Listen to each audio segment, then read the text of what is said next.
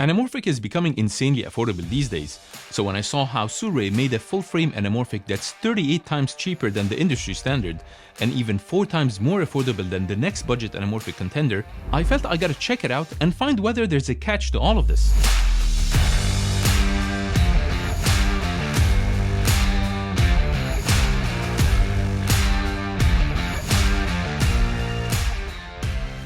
In this episode, I'll be putting to the test the SIRUI 135 full-frame Venus anamorphic lens with 1.8 squeeze factor. I'll show you if SIRUI took any shortcuts or compromised anything in their mission to create what could possibly be the best value for money 135 anamorphic in the market.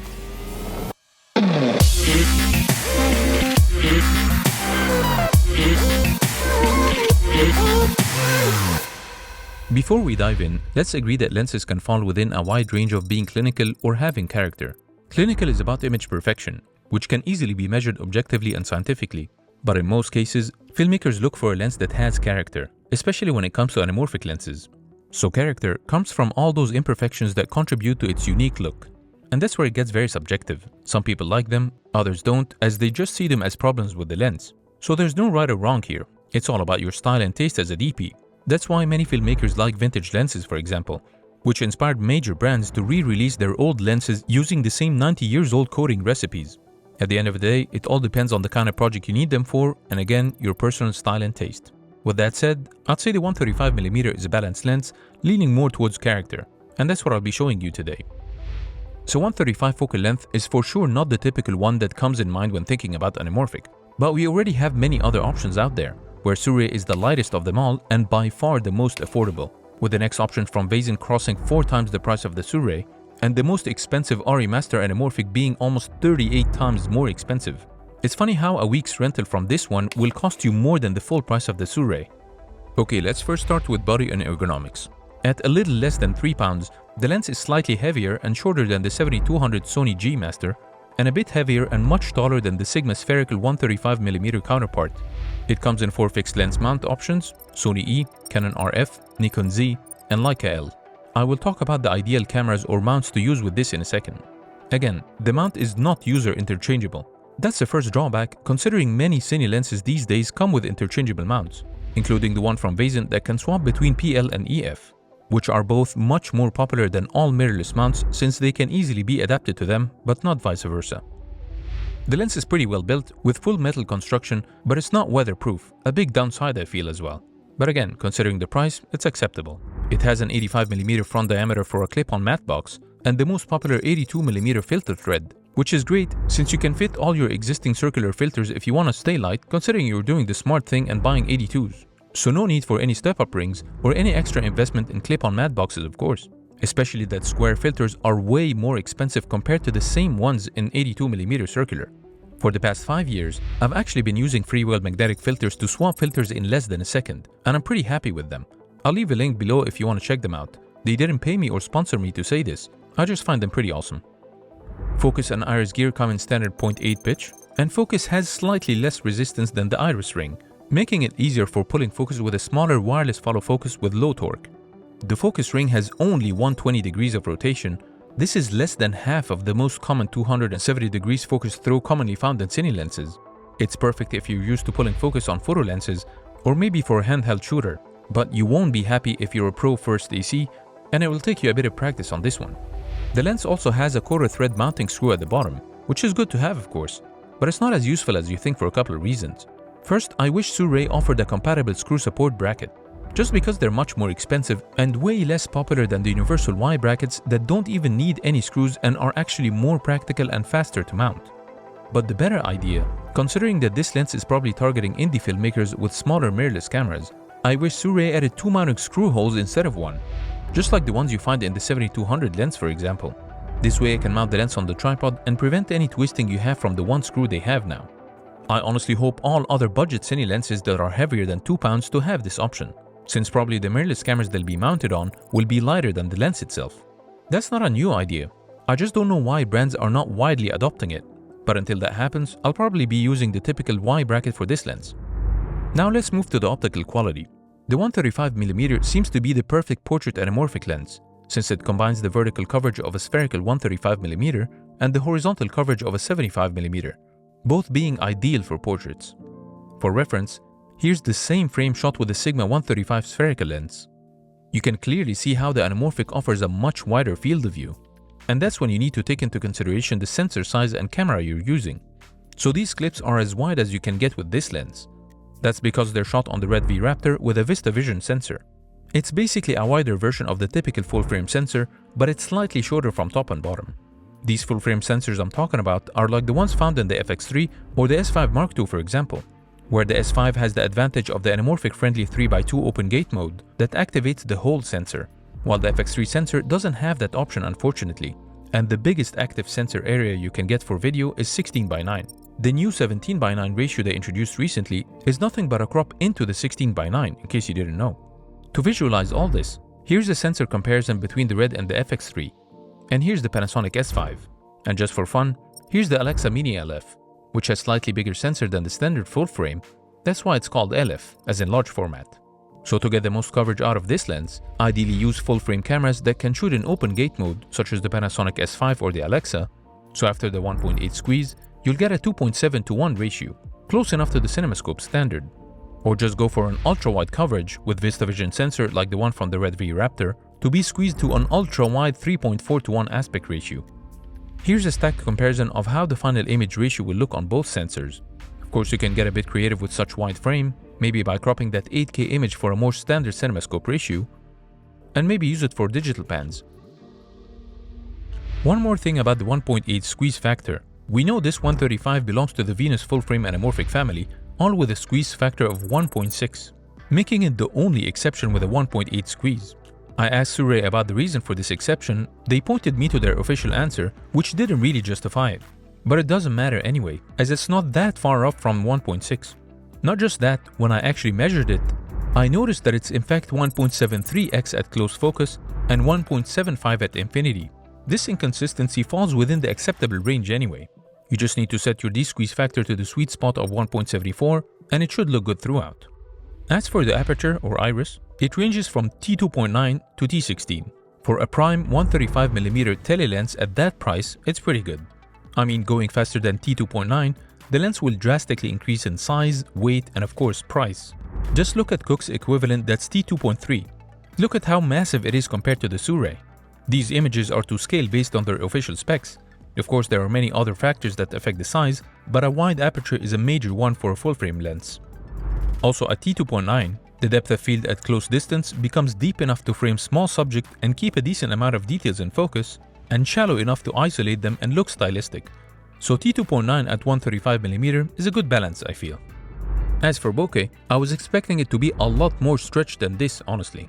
For reference, here's a clip from the Vazen promo video with a 1.8x squeeze as well.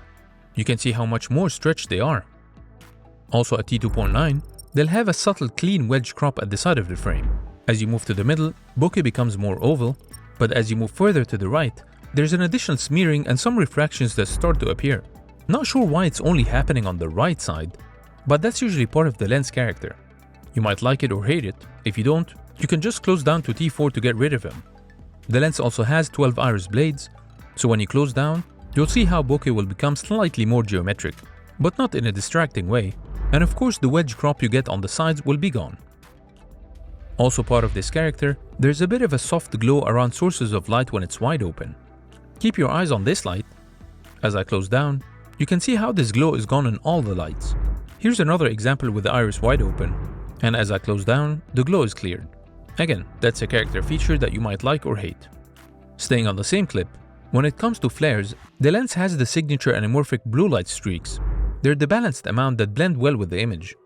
We also have some veiling glare. It has these distinctive flashes that happen right before the light goes in or out of the frame. To isolate the flares, here's what happens when you shine the light straight at the lens against a dark background.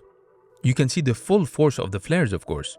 And again, you can see the veiling glare that shows as the light exits the frame. As for focus, the lens has a close focus distance of 3 feet or 90 centimeters. To visualize this, here's the subject placed at closest focus distance, and that's how it looks like in real life. This minimum distance is measured from the sensor plane. If we subtract the lens from the equation, we get 28 inches measured from the edge of the lens to the subject. That's pretty close actually for a 135mm, not just by anamorphic standards, but also by spherical standards. The spherical Sigma version beats it only by 2.5 centimeters, while the next budget anamorphic contender from Vazen is way further at 150 centimeters. In fact, it pretty much beats all competition from ARRI and Bokeh as well. That's pretty impressive, since you won't need to use diopters as much as you would with the other lenses. The lens also has some focus breathing. It's more obvious when you rack from a very close subject. And again, it's within the acceptable range. As for image sharpness, overall, the lens is sharp. Not sure if YouTube compression will not destroy this, but at 2.9, the image is a bit soft in the center and softer around the edges as expected, but it's relatively minor. As you stop down, the image progressively gets sharper as expected, and at 5.6, it's pretty sharp, but it's sharpest at T8 and T11. Then it drops again by maybe 5% at T16. You can barely see it anyway. This sharpness mixed with some high contrast also will result in some subtle chromatic aberration. You need to zoom in really deep to see the fringing. Also, because it's anamorphic, you'll notice it more on the horizontal plane and less in the vertical. I feel it falls within the acceptable levels to be considered more as a character than a problem. Now let's check color accuracy. I shot a perfectly calibrated whiteboard at 3200 Kelvin, and I can clearly see a warm color cast in the image. I confirmed this on the waveform. You can see how the channels are not aligned, and the vector scope shows that this color shift is pointing towards the yellow-orange angle in the color wheel, with an above average saturation. Also, you can see this curve in the waveform that confirms a subtle amount of vignetting, which is visible at T2.9 but fades out as you close down. Now for comparison, here's the Sigma Art 135 again. You can see how it's more of a neutral white. The waveform shows all color channels are perfectly aligned, and the vector scope point is dead center in the graticule to confirm the absence of any color deviation or saturation. Also, we can notice there's no vignetting shown anywhere. Here they are side by side. Sigma Art series are as close to clinical as lenses can be. They lack character, which is subjective, since you can add character to them with warm or diffusion filters if needed. I personally feel the amount of tint in the SIRUI might be a bit strong for many filmmakers, and might not be suitable for all types of projects. I'm personally okay with it, but I won't really use it for everything, of course. Here's how they compare on skin tones. Both shot on the same exact conditions and settings, of course. I can say the warm tone could be good for portraits or for a nice warm mood. Again, it's a very personal choice, so I'll let you judge that. A very important thing to consider though is whether this warm tint is equally present in the full Venus lens lineup. Otherwise, it will be color grading nightmare. I only have the 135mm, so I cannot confirm this. Also, this tint would mean you can't really match it with any other lenses without some advanced grading skills. So just keep that in mind. Last point I want to share with you, there's one optical problem I discovered in this lens. Are you noticing something off in this window frame? If I remove the disc squeeze, you'll notice how the window have some abnormal vertical skew. And I know the window is not skewed for sure, at least not by that much. So I did another control test, and it not only confirmed it, but it also revealed another very subtle horizontal skew. Then I tried it with the Sigma 135 to get this result, a perfect square grid. So I de-squeezed the one from SIRUI and toggled between them. I guess you can see it much more clearly now. Feels like the image is stretched from both diagonal corners. I reported this to SIRUI and they guided me to a potential fix, but that didn't work unfortunately. I thought it might be me, or maybe it's just a defective lens. But after watching their official promotional videos, I noticed the same issue appear when they're featuring more geometrical shapes. I even saw it in some other YouTubers' videos. So I guess that's how the lens is made. And there's no real fix to it other than to simply fix it in post, which is much simpler than you think. You can see how it looks a lot better now. So I guess I'll just need to apply this correction to all the clips as part of the de-squeeze process. And the good news is that it doesn't show as much when you're shooting more organic shapes. That's why it took me some time to find it actually. So let's summarize everything. I feel this is the most compact, high value for money 135mm anamorphic lens out there. It's claimed to be a constant 1.8 squeeze, but it's more like a variable 1.74 with a very subtle variation.